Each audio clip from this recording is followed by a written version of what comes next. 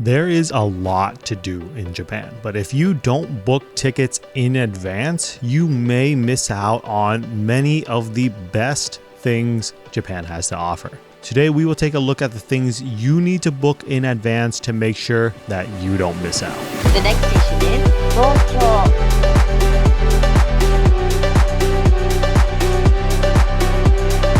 Hey guys, Hoang here, and today we are looking into the many attractions and activities in Japan that require you to book in advance, sometimes well in advance. All of the things mentioned in this video require tickets in advance and do not allow you to walk in same day. I will have a separate video for those things that you can reserve, but also line up for. That being said, let's dive into it. First, we have the Ghibli Museum, which is in Mitaka, Tokyo. This is a whimsical museum dedicated to Studio Ghibli, and the interesting thing about this place is that there are no photos of the inside online. That's right, none. At least not legally. The museum has a no photography and videography restriction for anything inside of the museum to maintain the dreamlike excitement. So it feels like a brand new experience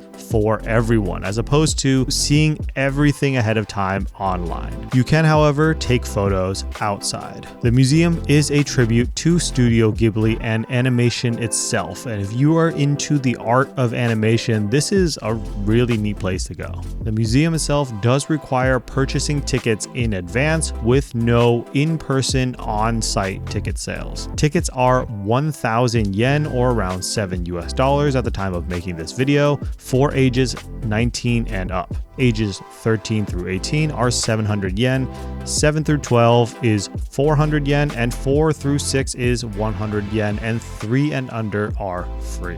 With over 17,000 reviews and 4.5 stars on Google, this museum is not huge, but filled with everything Studio Ghibli and is worth checking out. Tickets go on sale at 10 a.m. Japan Standard Time on the 10th of each month for the following month. And there is an online queue that you may end up in when the tickets come out, as it is quite popular, with some people waiting over an hour to get tickets, so plan accordingly. The museum website has ticket links and you can purchase tickets through Lawson Tickets.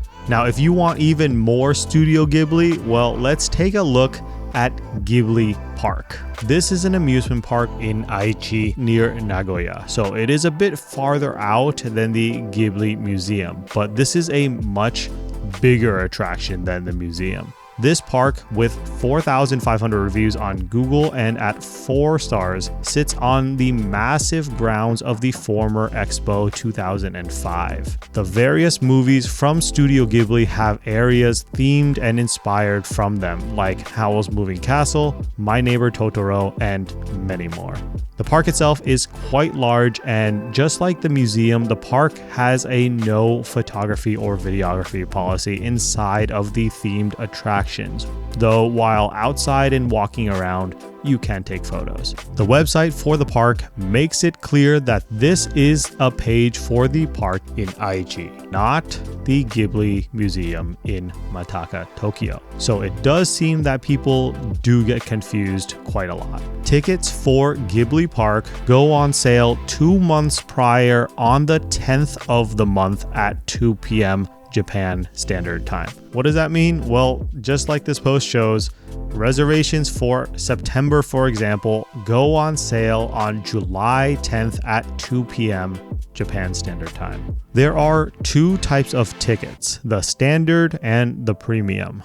The standard ticket is 3,300 yen or $23 on weekdays and 3,800 yen on weekends, with the tickets for children ages 4 through 12 being 1,650 yen on weekdays and 1,900 yen on weekends, and children under 3 are free. The premium ticket gets you in a few more attractions and costs 7,300 yen for adults on weekdays and 7,800 3,600 yen on weekends, and children's tickets are 3,650 yen on weekdays and 3,900 yen on weekends. With the standard pass, you get access to fewer areas, but can still pay between 1,000 yen to 2,500 yen to get into the other areas that aren't included in the pass. As for booking, you can go through Lawson Tickets or Klook. What is Klook? Let's talk about that. This video is sponsored by Klook, and I used Klook to book all of the activities in my recent Japan trip, and it made it a breeze. Klook is an experiences booking platform with thousands of destinations around the world, including Japan, and whatever language you speak or currency you use, odds are Klook supports it. Here's the best part. Klook regularly offers discounts and promotions like this one right now for 20% off Tokyo Skytree tickets. So use it to get the best deals on everything from transportation to and from the airport or between cities, hotel bookings, eSIM cards for mobile data while traveling, and of course activities like Tokyo Disneyland tickets. Everything you book is conveniently located in your bookings tab, so no need to scramble to find where your tickets are. And when you book, use the promo code Hoang Pham to get an additional 10% off your first purchase for new users and 3% for existing users to save you even more money so that you can buy more souvenirs from Japan. Use the QR code here or the links below and check out Klook for unbeatable savings. Now, let's dive into some of the most famous cafes in Japan. Let's look at the Pokemon Cafe. This cafe has two locations, one in Osaka with 1,000 reviews and 4.1 stars on Google Maps, and the second in Tokyo with 2,600 reviews and 4.2 stars. Both locations are fairly convenient in their respective cities, but there are some location-specific items. If you are a Pokemon fan, this is a must. You can enjoy Pokemon themed food and drinks here with the prices for food in the range of 2,400 yen to 3,600 yen and drinks around 700 to 2,000 yen. Tickets go on sale 31 days before the date that you are trying to go on, and sales start at 6 p.m. Japan Standard Time. If you want the best chance at getting tickets here, there are some steps that you can do to try to have a better chance at getting these tickets, and I'm going to go over those. Start off by going to the website around 10 minutes before the tickets go on sale, but not more than 10 minutes, because if you stay on the site for too long,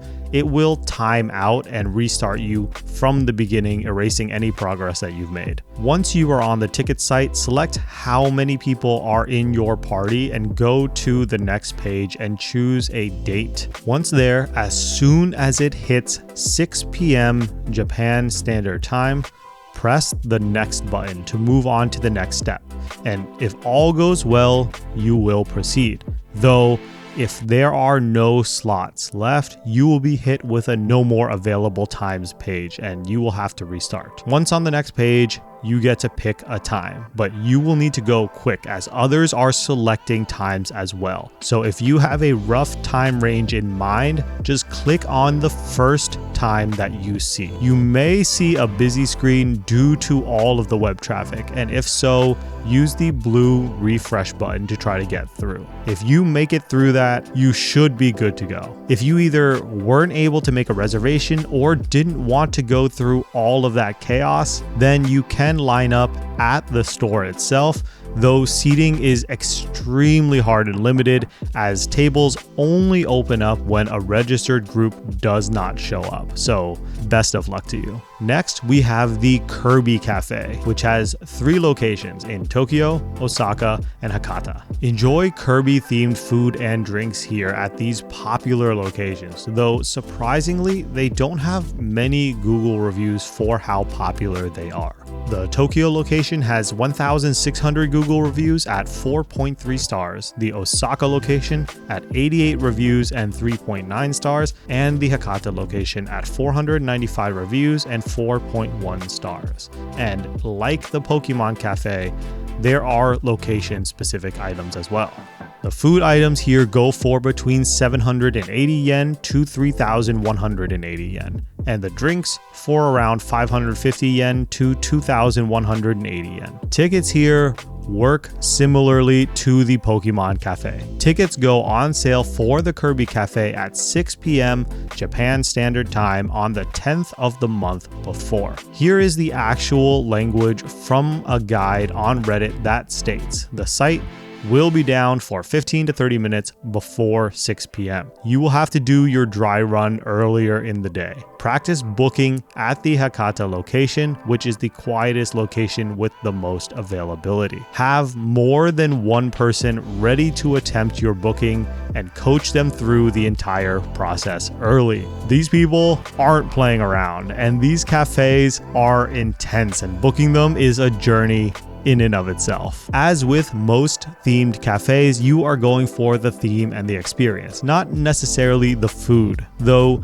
the Kirby Cafe food is on the better side for a themed cafe. Animal cafes are a popular thing to do in Japan, and there are a lot of them, so for the sake of time, I'm just going to go over a few real quick, but generally speaking, they all do require booking in advance for the most part. The Owl Cafe is located in Akihabara with 8,700 reviews and 4.9 stars. Home to over 40 owls, this cafe lets you get up close with these birds and is reservation only. It seems that you can make a reservation up to a year in advance, and while there are plenty of dates and times open, peak times like in March and April for 2026 are already completely booked. You will get a 1-hour time slot and it costs 3,000 yen per person. There is also the Capybara Cafe in Sumida City, Tokyo, where for 1,250 yen, you can hang out with capybaras for 30 minutes and 330 yen for every 10 minutes after that.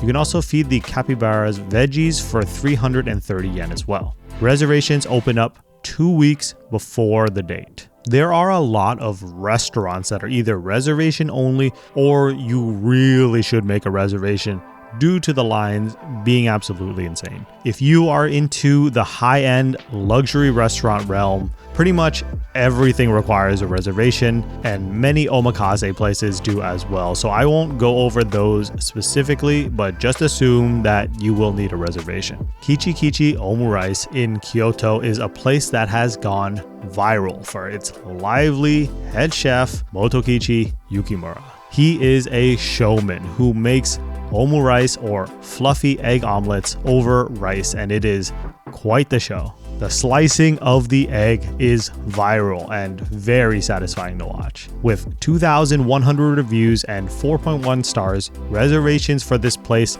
are extremely hard to get as the restaurant is not that big to start, and they only take reservations day of. When I say not that big, I mean it has 8 counter seats and 1 table, which seats 6 people. Lunch reservations open up from 9 a.m. and go to 10 a.m. Japan Standard Time, and dinner reservations go from 1 p.m. to 2 p.m., though oftentimes they're booked out instantly. Weekdays only serve dinner, while weekends and holidays serve both lunch and dinner. Each slot is 1 hour long, and for lunch there are 2 slots, the 12 p.m. and the 1 p.m. And for dinner there are 4 slots from 5 to 8 p.m. I haven't been able to get in, but on my next trip to Japan, I'm going to keep trying. Let me know if you've gotten in and what your experience was like in the comments down below. Now, let's move on to the iconic TeamLab facilities. First up, we have TeamLab Planets with 41,000 reviews at 4.5 stars, and TeamLab Borderless with 23,000 reviews at 4.6 stars, both in Tokyo. Also, the TeamLab Botanical Garden in Osaka with 2,000 reviews and 4 stars. Lastly, the new and upcoming TeamLab BioVortex in Kyoto, which will open fall of 2025. All TeamLab locations have similar booking processes. Each one you have to book online, either on their main website or apps like Klook. For TeamLab Planets, for example, tickets go on sale around 2.5 months before for a whole month's worth of tickets. So, for example here, the website says that tickets for October will go on sale late July. If you are booking more than a month out, you should be fine as far as getting the general time slot that you want, but last minute tickets can be hard to get. Tickets for TeamLab Planets are 3,600 yen if you are 18 and above, 2,800 yen for junior high and senior high students, 1,500 yen for ages 4 through 12, with kids 3 and under being free.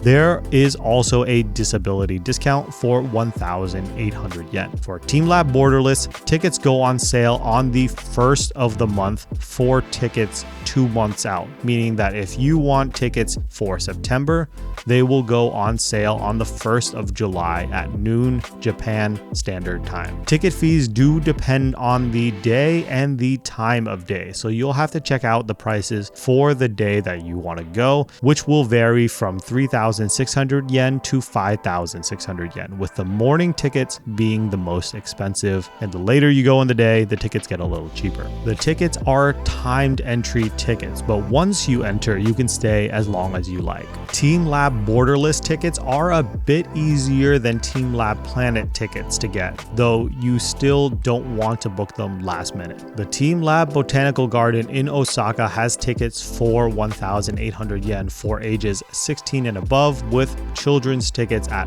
500 yen for ages 6 through 15, and ages 5 and under are free. There is also a disability discount at 900 yen. All this from their website, which tickets cannot be purchased from outside of Japan. So use Klook to book your tickets. Links below. Weekdays do not appear to have entrance time restrictions, while weekends do. Tickets do go on sale similar to TeamLab Borderless 2 months in advance on the 1st of the month. Another major attraction that requires tickets is Disneyland and DisneySea in Tokyo. Tokyo Disneyland has a staggering 114,000 reviews at 4.6 stars, and DisneySea has 97,000 reviews at 4.6 stars. Tickets for both of these iconic theme parks go live at 2 p.m. Japan Standard Time, 2 months before the date. Ticket prices vary by day and are typically in the range of 8,900 yen or $62 US to around 10,900 yen or $76 US at the time of making this video. Tickets are not timed, so you can enter anytime during the day. However, crowds do form very early outside of the park entrance to get into the park. So if you plan on going early, then you will want to be prepared for the entrance crowds. You can get a Disney Premier Access tickets for various rides and attractions to allow you to fast track the line at specified times, but it does cost 1,500 yen to 2,500 yen per person per attraction in your group. And you are only able to purchase this once you are inside of the park itself. So this is the main reason that people line up for hours to rush into the park and claim all of the Premier Access slots for the day. When I arrived at the park at 10:45 a.m., which admittedly is kind of late, all of the Premier Access slots were gone, and we had to wait in all of the lines, like the 2-hour-long line for the Toy Story ride. If you don't want to spend your whole day in the park, you can get the early evening passport, which is a ticket that allows you to enter the park from 3 p.m. onwards and costs 6,500 yen to 8,700 yen for adults, 5,300 to 7,200 yen for juniors, and 3,800 to 4,400 yen for children. If you want an even cheaper option for less time, you can get the weeknight passport for weeknight entry after 5 p.m. for 5,400 yen to 6,200 yen. Next is Universal Studios Osaka with 136,000 reviews at 4.5 stars. This spot went viral for the addition of Super Mario World in March of 2021. And with the new Donkey Kong Country area, which opened December 2024, there are plenty of reasons to visit. Tickets for Universal Studios go on sale around 2 months before the date, around the middle of the month, but there isn't a set time as far as I can tell. Just like Disney though, tickets here aren't timed, so you can enter any time during the day. Tickets cost 8,600 yen for ages 12 and up, and 5,600 yen for children ages 4 through 11. Seniors get a discounted ticket of 7,700 yen, and children 3 and under are free. Universal Studios also offers discounted multi-day passes and express passes to skip lines, which cost between 9,800 yen to 17,800 yen. So it can get pretty pricey to express pass rides, but it can be well worth it if you are trying to go through as many rides as possible. And especially during peak times, you really want to make sure that you book well in advance to ensure that you get in and get any express passes that you may want. If you want something to drink and are of drinking age, you can go to the Yamazaki Distillery to see Japan's first and oldest malt whiskey distillery, which was established in 1923 and has 1,200 reviews at 4.5 stars. This facility offers tours which are 3,000 yen and you are required to book in advance. Alternatively, if you don't want the tour, you can make a free reservation to go and view the museum portion of the distillery just without being able to view the production process. Tickets go on sale 2 months prior, and popular days, especially weekends, tend to go fast. So you'll want to keep an eye out for those slots if that's what you're looking for. Lastly, the legendary Mount Fuji at 4.6 stars and 12,000 reviews on Google. This legendary mountain does indeed require reservations to hike.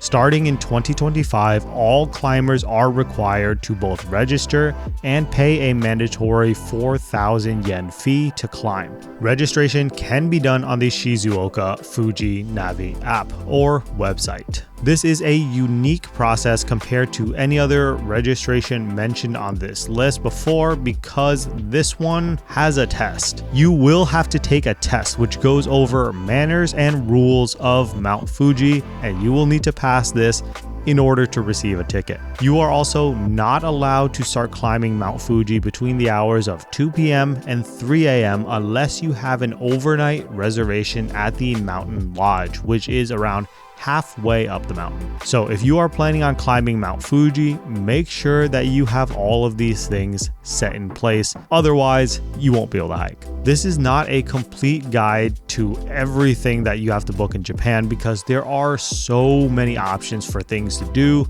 and restaurants to eat at in Japan. So this is just scratching the surface. Check out the links below to book these attractions, and I'll have another video on things that you should book in advance when going to Japan. So if something that you're looking for isn't on this list, it might be in that one. If you have some places that you recommend booking in advance, let me know in the comment section down below, and I will see you guys in the next one.